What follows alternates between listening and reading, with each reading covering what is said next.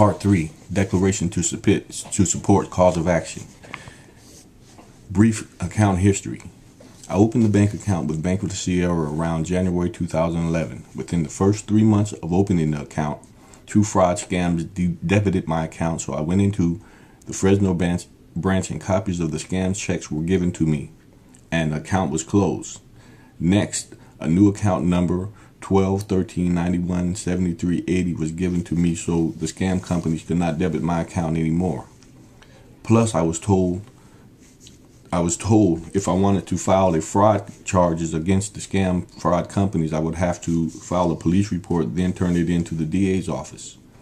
Next, I explained to the clerk then how I wanted to have my account set up, because I was not writing in many checks. Most of my transactions were online. I even told her a story trying to get my account set up right. I told her if I tried to buy my wife a fur coat for $100,000 online and no money was in the account, the transaction just should decline. Next, I signed all the paperwork for the new account. Then I got copies of the scam fraud checks and left. Then around April 2011, the very thing that I tried to explain to the clerk, Michelle Wallace, happened. A transaction that should have been a decline overdrafted my account. In short, I tried to apply for a $10,000 credit card online. The card had a $99 fee. I do admit I did not read the fine print. I called the credit card company beforehand and asked them if the fee applied to my bank account or their card. They told me it applied to their card. Note, they lied. Nevertheless, the transaction should have been a decline, not an overdraft, because I didn't have the $90 in the account.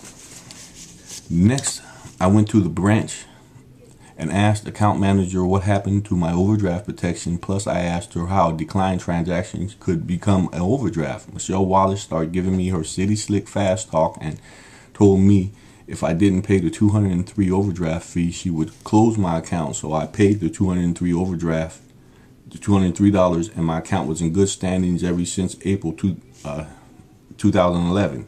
Having said that, my account has been in good standings for 8 months with no dings. Next, I went to the store to make a withdrawal on 12/30/2011 because my direct deposit government checks were to be put into the account that day, and the transaction came back declined.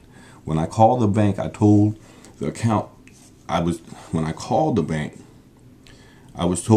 the account was closed on 12/19/2011 after 8 months with no dings and no notification. Nevertheless, on 12/30/2011, I went to the Social Security office and tried to get an emergency check, and I was told the person who wrote the emergency check was gone for the day and I could come back on the 4th of 2012, January 4th, after the second government check was to be posted to my account. With that, I went back to the office on the 4th, and the Social Security clerk, Mr. Riggins, called Bank of the Sierra.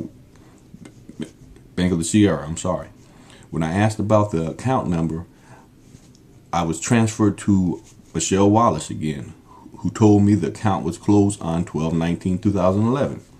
Plus more, the checks that was to be issued on 12/30/2011 was sent back to the bank. But the check that was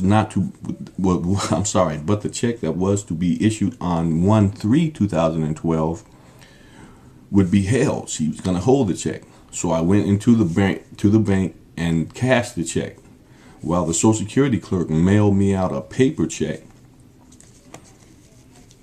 for the 12/30/2011 transaction that was sent back to the Social Security office by the bank.